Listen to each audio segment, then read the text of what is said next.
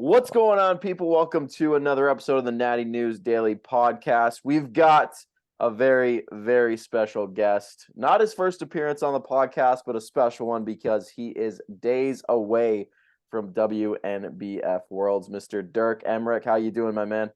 Hi guys, doing good actually, very good. Super excited, like 3 days out. And yeah, I can't wait to go for the final dance and meet all the people there, especially. And yeah, Yeah. all that. This will be cool. Yeah, we were just talking off air how quickly this come around for you because we obviously, if you scroll back through the archives, I'm sure you can find episodes of us talking about you making your pro debut and winning your pro card 2 years ago, and here you are now headed to the potentially the biggest stage in natural bodybuilding. How does that feel? Do you feel like this last 2 years kind of you blinked and it was gone? It was quite quick, to be honest. Like today, it's exactly 2 years ago. So it's like, wow, it feels Oh, like a year maybe, but it's actually 2 years, which is crazy. So time goes by so fast. But this means like I'm soaking in that much more, like enjoying it and all that. So yeah. For those that maybe aren't as familiar with your competitive history, can you touch on your worlds as an amateur? Because that's where you were 2 years ago.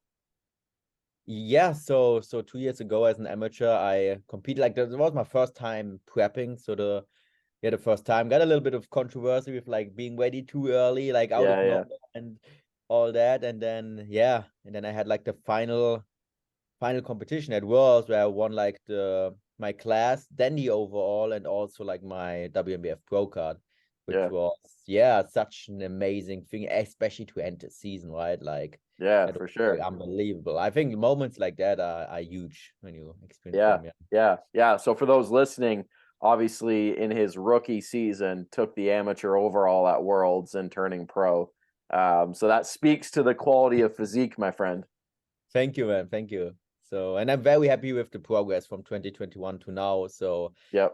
I mean, like when you earn the pro card, it's like, oh, you have a little bit of responsibility, right? Like a little bit of like, okay, you should level up quite a bit, like for until the next season. So this like really pushed me a lot in my off season as well to Yep. like, yeah, maximize everything out that I can. For Yeah. sure. That's And I awesome. noticed in the last 2 years you've modified your training quite a bit, or not quite a bit, but just the way that you're executing movements, very deliberate with things, using a lot more length and partials. Could you get into that? How that's been going and how that transition went for you, and what it's built?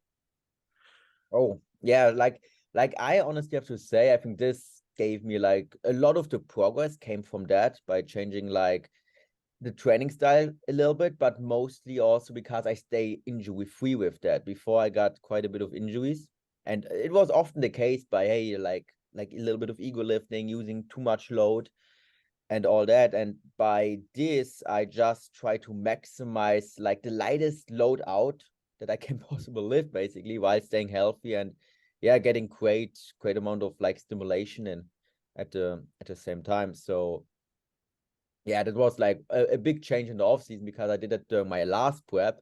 And then I was like, okay, let's try that out during the off season because I felt very good with that. And I made very good gains with that as well. So yeah, that was definitely also a bigger change in the off season, I would say. Yeah. So what movements were causing you issues in your prior off season? You said just loading too much weight. What movements specifically?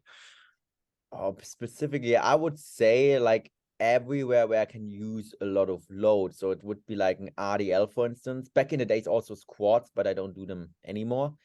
Like bench press, like all those movements where I switch now to like dumbbell bench presses and like even coming off season, I might switch to like dumbbell RDLs. Like I try to, yeah, like with movement selection, picking the movements where I feel like I stay, yeah, the safest while getting like the most amount of stimulation in as a bodybuilder at the same time. So it was usually the case by movements where I can move a lot of load.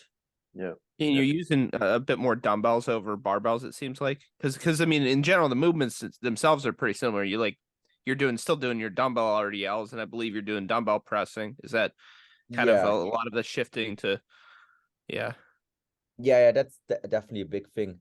So to yeah, because also I can use a little bit less load, so to speak, with that, Yeah. and it's a little bit more, I can feel like I can individualize it more a little bit towards my structure, so to speak. With a barbell, it's like, hey, fixed bar It's pattern. With that, fixed. I can, Yeah, yeah, you have an additional degree of freedom with dumbbells, and especially like getting into those end ranges. That's I think an undervalued thing.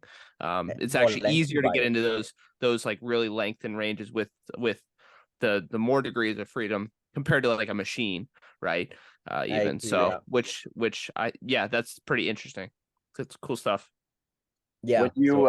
When you like progress with your training now, because you do a lot of like single joint or like single arm stuff, like with the laterals and the curls and everything. So do you get overly fixated on adding load or reps like session after session, or how has that looked throughout your off season? Is it more feel? Like, how are you basing that? I do it more by feel nowadays, because I feel like the more advanced you get, the more unrealistic is it to add weight week by Yeah. week by week. And if we do, I can guarantee like something changes on the execution. Something's Like gotta when we're give. highly advanced, it's like unrealistic. Same if like we can't expect to add like 10 pounds of muscle mass season to season, or like 5 to 10 kg. So the same way I see it with that. And I go really by intuition, by like, I can know now, okay, I'm ready to add more load. I'm ready to add another rep. Mhm. And if it's not the case, I focus on something else, like, oh, maybe a little longer pause, or getting even more control out of the movement. So that is like, for me, a big form of progression nowadays, where on paper, it maybe looks the same, but Yeah. I move more control the next week, or I had a better range of motion, which is like, That's I a think quality more advanced you progression. get. Yeah. Yeah, Yeah. the It's motion progression, focus. right? Yeah. Yeah. Yeah, It that's makes total cool. Yep. Yeah. I think that's hard for people. Just the nature of bodybuilders, right? Like, we like to see like that numerical change, whether it's body weight on the scale or the weight in the gym or the food volume, calories going up, calories going down. Like, sometimes you don't need to change things to make progress to some degree, right? Yeah, being kind of married to those kind of things outside. And Yeah. the longer I train now, the more I get detached, like from the scale, from the load, from all Yeah. those things, because I know that's like not the main driver for muscle growth, so Yeah. to speak. Yeah. So expect if the scale doesn't go up, we waste time. But Yeah. and Yeah. quickly, let's increase it after a few days not gaining weight, or even in a caloric deficit. I think patience is definitely a little underrated within the Yeah. sport. Yeah. So that For goes sure. long ways. Yeah. Or are Would you you? still looking back at your like prior week and for load selections? Are you still Oh, doing that? definitely. I track Yeah. everything. Definitely, yeah. And then do you kind of have a general sense in your mind, like once this gets up to like, I don't know, it depends on the movement probably, but like 12 reps, it's like, okay, I probably need to add load and back reps off a little bit or something like that. Is that so you're kind of using like a double progression, but like it's sort of more feel based? Does that make sense? Exactly that. That's Yeah. exactly that. So I can feel like, okay, maybe I hit now the upper rep range, but it was Yeah. very grindy that last rep. Then I decide, okay, let's hit that last rep a little bit cleaner next Yeah. week. And if I Cleaner. feel like, Yeah. okay, I have still like one rep in the tank, I go like definitely up with load. So I make it based off that nowadays. Yeah. Yeah. That Something makes sense. something you've picked up from Birdo, I imagine. But yeah. And the thing is with single joint movement, especially like smaller muscle groups, side delts, biceps, it takes me sometimes nearly a month to add even one more rep. It's crazy Oh, wow. on like those movements. Yeah. And Yeah. if we add one more rep, like percentage wise, let's say on a bicep curl, it's like huge progress. Yeah, Like for the sure. level we are at, if we are like very like highly advanced. It's Oh, that's nice. awesome, man. That's cool. Yeah. Very cool to hear. So let's jump to the season. You've had a busy season so far. Let's go to the beginning. Where did things start for you? Things started at the AMBF. Like they had like their first ever pro show that year. And the funny thing is, like in 2021, it was my first ever amateur show. And this year it was my first ever pro show. So Oh, that that's was cool. very cool. So Good yeah, then we production it started looked off. like. Sorry? It was a good production it looked like at the Oh AMBF. yeah, the videography and stuff, the lights I and all caught that stream. Yeah. was huge. And yeah, so that was the first show of the season. It was like an open weight class, like Yep. the no weight classes. There I placed like second place. Very happy with that. So against Benjamin, Ben's he placed Benjamin. first. I got second. Yeah, so this was You two are like this year. It's been cool to watch. yeah, like always. Yeah. So this was cool. And then a week later, I did the DFAC Yep. first ever Pro European Championships. There, I would say the peak wasn't as perfect. And my tanning, they're like, sometimes it happens, like one show is not going 100% according to plan. Yep. But I'm still happy I placed third place, so still top 3 within also open weight class. That was Benjamin, Fabian, and then yourself, right? Yes, and Barak as well. Oh, Barak, yeah, that's right. This was very good. And then the WNBF Germany the week after, and this was with 2 weight classes. So I was in the weight class of like up to nearly 80 kg, and then another one from 80 upwards. And there I had my first ever pro win, which was super exciting. Yeah. And then overall against Benjamin. Benjamin. And it's been really cool to watch, man. And I think I don't know if you've caught the Revive Stronger podcast, but they talked about just the crop of talent that seemed to be, starting to come up. Yeah, it's just for a couple of years there, natural bodybuilding just kind of seemed to like kind of fizzle a little bit, like there just wasn't this excitement for it. But now, with the talent, and it seems like these shows, like certain shows like the ANBF, the Mr. America, WNBF Germany, like the production value with what they're doing with staging and lighting and videography and everything is just making it feel a bit bigger. Even here locally, we had a regional event last weekend. There was over 200 athletes at a regional event here in Canada, which the more talent comes and the more it attracts like people to watch, which is big. Yeah, it's really, really cool. So well, even at our show, like our first show, and we had 100 athletes or so, like and a huge bodybuilding class, which is just awesome. I think it's on the rise. That's right. It is on the rise. Especially this year, Worlds, I think will be like back like 2015, like to that level of like, wow. This year, I think it will be very huge. Yeah, I'm so pissed we can't go. I'm sad, man. This would be so dope to have you guys there. Yeah. That's I think if I have it my way, this is the last year we don't go. Next year you there. Next year and every year onward, my friend. You should, man. Like that's the huge event and so good. Super cool. So where are you at right now? So you're just days away. What is plan of action as far as like peaking calories? Like what are you kind of doing these next couple days? So what we did was we basically like a eat up. Like 3 weeks ago into the ANBF, we increased like the carbs, the calories, roughly about maintenance, and we let it just accumulate. So the peak, what Birdo and me are doing is like a linear load, which is basically, we increase the carbs and letting them accumulate. So I'm now for quite some time at like around 300 to 350, and now 3-4 weeks passed by and my physique looks fresher. I'm like perma peaked, so to speak.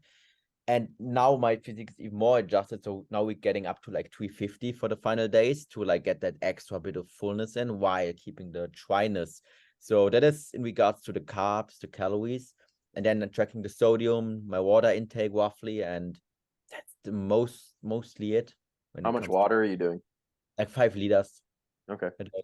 Really 5 liters. Reasonable. Yeah, and about 4 grams of sodium a day right now. You mentioned the peak for the DFAC kind of going a little bit south. Anything that you want to say about that? Like, what do you guys think kind of went a little array? I think the main thing was like the travel was a little bit more stressful for me. Okay. And then the tan, like I did the tan like the first time ever myself with a friend, and then we realized, isn't looking that great. Then I had not the best night of sleep, the stress up, and then I like was a little bit, I would say a little watery, more watery than usual, and that was, I think, the main thing. So big tip out there is like be prepared and being like as stress-free as possible, because if you have high stress, like maybe being an extra day early, there's something like that. So because it really can show on the physique if the stress is high. Yeah. So you pulled into Seattle yesterday? 2 days ago. Okay, nice. Yeah. So you'll have a good 4 or 5 days to let your body kind of 4 or 5 days is the minimum with the jet lag here, like for sure. Yeah. Do it in an And Airbnb or a hotel, or what are you doing? Airbnb That's the way to do it, I think. with, Which is with Wayne as get well, the and yeah, kitchen and yeah. Oh, can you cook got the Wayne around. Wayne is Sweet. with us as well. Yeah, so Very that's cool. UF is coming as well tomorrow. Like Nice. UF, yeah. What are you doing training wise the next couple days? I have one more upper body pump session on Saturday, one day out, and what I do there is like staying like 1 to 3 Yeah. reps shy of failure, more shortened by stuff to keep the physique, fresh basically, but still pumping like glycogen. Yep. Yep. Sweet. Yeah. Right on, man. So Sunday, do you have any inclination of when you'll be on stage? At around, I think 1 or 2 p.m. like Pacific. That's when bodybuilding starts. Roundabout, like I'm like either bantam or lightweight division, so this will be decided tomorrow. If there's a lot of bantams, there will be the bantam pro division. If not, I will directly go into lightweight. So Very cool. yes, this will be the plan. That's very awesome, man. excited. What's the goal? What are you hoping to walk away with? Oh, my main goal is winning the pro lightweight world champion title. That is my main goal this season, actually. So this would be amazing. And then battling it out at the overall, but it is like that will be rough. That will be a big one. Like Hey. I think either against like Bader or Benjamin, but who knows who shows up. Yep. Very cool, What do you man. think between those two? I won't throw you in the mix, but Ooh, what's your prediction? hard Or to tell. could it be someone else in the overall? You got Brian Acosta coming in too. Brian and heavy. Acosta looks crazy as well. I need to see 3 of them next to each other, I think, to say, but I don't know. This is What's hard. your gut feeling? I don't know. I think Bada is so hard to beat. Like he has like the craniness, the mass. He's super huge. So it will be I think between Benjamin and Bada. I think very close. Yeah. Very close. What is your take? Me, I think we've talked about this at length. Oh, I think especially if the lighting is on point, where Benjamin's conditioning can shine through. Cool. I think I would not be one bit surprised if he took it. Yeah, me as well. Yeah. If the lighting isn't great and Bada's, I've talked about Cliff about this, where if the lighting's not great, it's almost like you're looking at silhouettes because you can't see the details as good. And so much. Yeah. Which if the lighting's not great, then this just Bada is just so big that you can't help but look that way.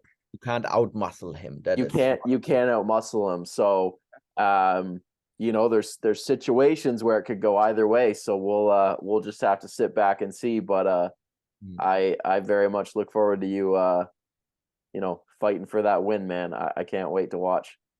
I'm excited. I think I will definitely bring the best look to date, like the fullest look. Like for me as a bantam, I think to be competitive against heavyweights is like not only being shredded to the bone, but also as full as possible. Because I have a smaller frame, and being as full as possible can make it like, That's cool, man. That's cool. Yeah. All right, dude. Well, we won't keep you. I'm glad that we could get this little interview in really quick. Again, obviously very excited to see you hit the stage this weekend. I'm sure we'll be keeping an eye on the live stream. And for those watching, if you can't get on the live stream, I'm going to do my best to keep the Natty News page up to date. I've got a few people that are going to be tossing me updates through the day. So I'll do my best to keep the feed alive. I love it. I love the work you do, man. Like it's always amazing. The videos, the posts, everything. It's amazing, man. What you guys do for the community. Appreciate it, man. Thank you. If people want to follow you, man, where do they find you? On Instagram, Dirk Emmerich _. That is there you find me there. Post like all my stuff. Perfect. All right, people. Well, show the man some love. Obviously, give him a follow. Send him some good vibes for WNBF Worlds this weekend in the pro division on Sunday. Dirk, we appreciate you, man. We wish you luck. Guys, having me on. You bet. Thanks, guys, for watching, and we'll see man. you guys in the next one.